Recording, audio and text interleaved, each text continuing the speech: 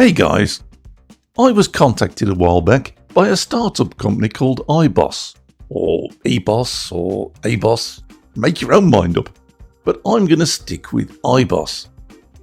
Anyway, they asked if I'd look over their 3-in-1 wash, dry and cure machine, and as I love gadgets, I jumped at the chance. It looks deceptively simple, just a smooth black box. It comes with 2 hoses and a small box to keep your sandwiches in. The hoses attach as you'd imagine. The lid hinges and inside we can see rows of LEDs and an impeller. So it's obvious this is where everything takes place. It can wash with IPA or water, and I opted for water on this occasion as I had this bottle of Water Wash Resin Plus from ANYCUBIC to try. One thing it doesn't come with is a container to hold the liquid, and you'll need something quite large for this. I borrowed this one from another wash and cure machine, so ignore the impeller at the bottom. I added 3 litres of ordinary water, made sure the hoses were nicely positioned at the bottom, and then realised I hadn't printed anything to wash yet. So I quickly turned to Thingiverse and found this fabulous IRONMAN support-free print, which I shrank to 75mm tall and added a small base to. Now, I opted to use the ANYCUBIC Mono 4K for a very specific reason. If you aren't aware, ANYCUBIC are having a fan festival this week, and they've got some great deals on a few selected printers, including this one which I've reviewed before. It's not a big printer, but at 35 microns on the XY, it prints fabulous details and is ideal for small prints like miniatures or jewellery designs. Now, folks are always saying to me, I'm new to 3D printing, which printer should I buy? Well, this Mono 4K is just $200 right now, and it's a great little printer. So I'll include links in the description if this one interests you.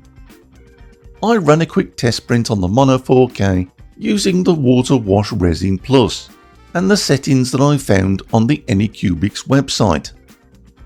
And look at that. That's a nice sharp print. This resin looks very promising.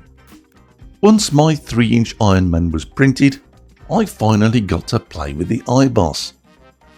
You really don't get much easier than this.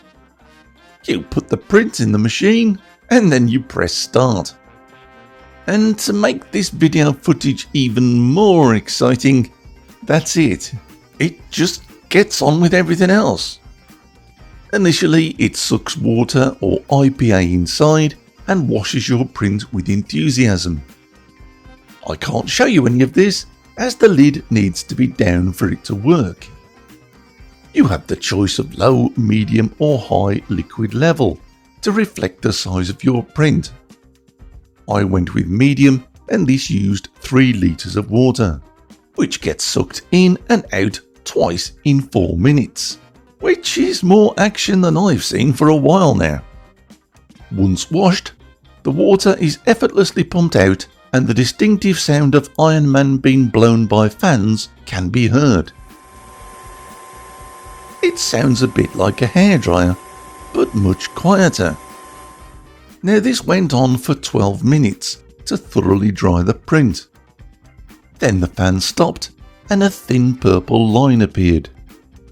I tried a sneaky look under the lid, but it just wouldn't let me satisfy my voyeuristic urges. But still, we can see the UVs doing their job. And once complete, there it is. Washed, dried and cured. Now, this was never going to be a high detailed print, but it's come out great. That really was simple. As with all print wash systems it seems, the print does get banged about a bit. You can see this particularly around the base. It doesn't seem to be damaged, but it could use a coat of primer. In fairness, the Ibos has a plastic tray, which I would think less likely to cause damage than a metal one. However, the mesh probably could do with being a little smaller. The control panel is incorporated into the lid and uses touchscreen buttons. It's very responsive and works well. I think I'd prefer to see the controls on the front, but I can live with things as they are. So the real question is, do I like it? Actually, I love it. It's an amazing gadget. It makes a normally messy process delightfully simple. And that has got to be a good thing.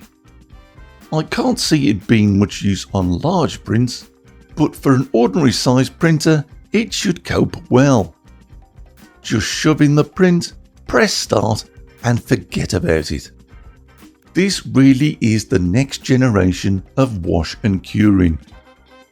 I understand it will be launched on the 15th of July and stock will be limited, so I'm letting you know now.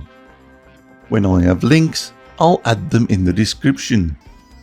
I'm told the super early price will be $110, and then the early bird price will be $140, both plus shipping of course. After that, I'm not sure, but to be honest, at those prices I can see them selling out quickly, and I'd prefer my viewers to get them, hence this quick video. So there you have it, the start, I suspect, of a new type of wash and cure machine. Well done Ibos for having the ingenuity to come up with it. I hope you do well. So that's it for this video guys. Take care and thanks for watching.